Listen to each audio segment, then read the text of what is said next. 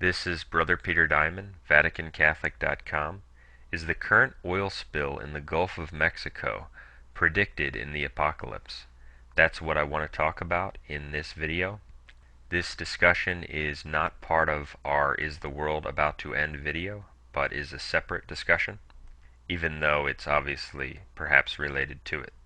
As basically everyone knows, there's a catastrophic oil spill that's occurring right now in the Gulf of Mexico, which is leading the news, especially here in America.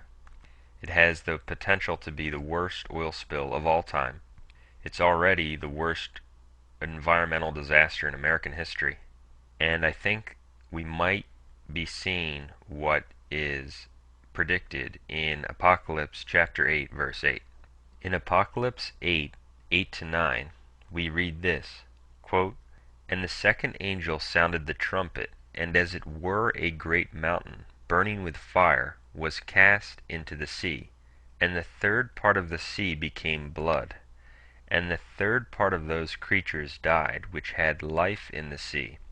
And the third part of the ships was destroyed." End quote. In Apocalypse 8, 8-9, we read that something which appears to be a great mountain in the sea was burning, and that as a result of what appeared to be a mountain burning in the sea, a third of the sea became blood, and a third of the creatures which had life in the sea died. Well, you can see the pictures from this oil spill. You can clearly see how the waters actually, in many cases, look like blood. Here are some of the images where, as a result of the oil in the water and in the marshlands, the sea looks like it's filled with blood. So visually, the oil spill looks exactly like what St. John described.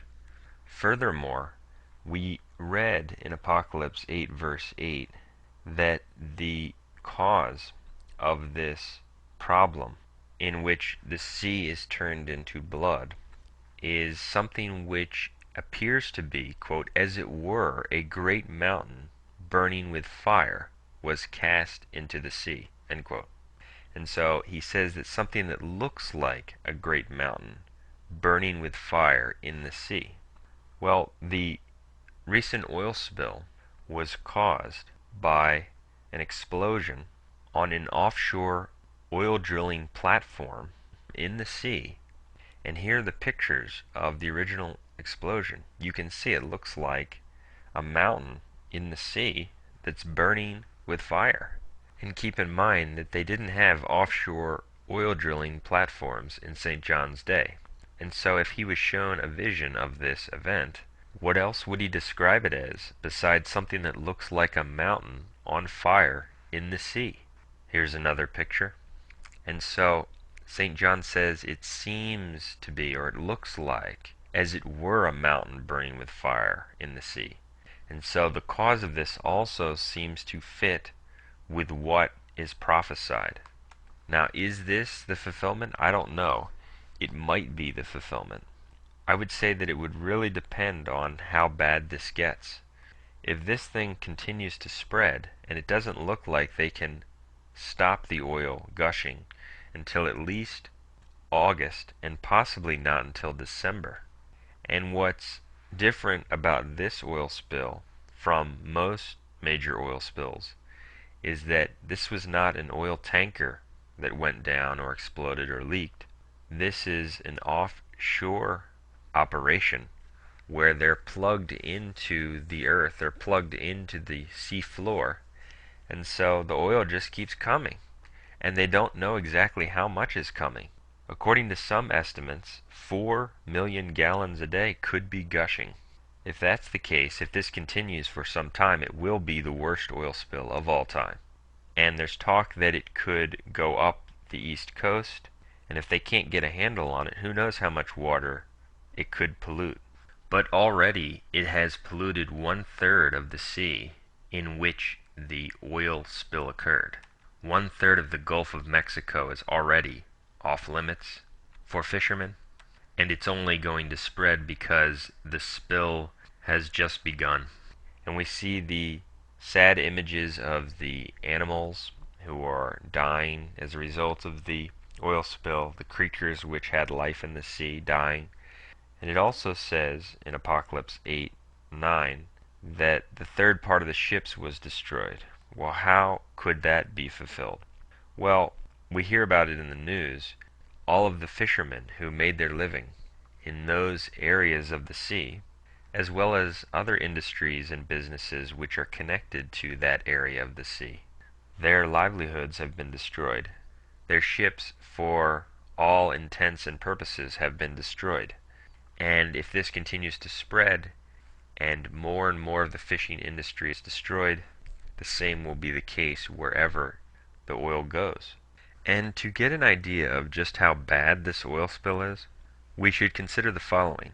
The 1989 Exxon Valdez oil spill in the area of Alaska spilled about 11 million gallons of oil, and it is widely considered to be the most devastating man-made environmental disaster in history because of the wildlife that was affected, etc.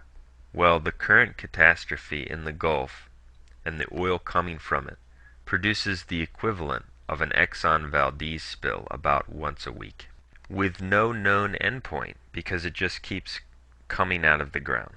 Another point that's very interesting is if we think about this prophecy about the sea turning into blood, and this is not the only verse which speaks about it. In Apocalypse chapter 16, verse 3, we read, quote, "And the second angel poured out his vial upon the sea, and there came blood as it were of a dead man, and every living soul died in the sea."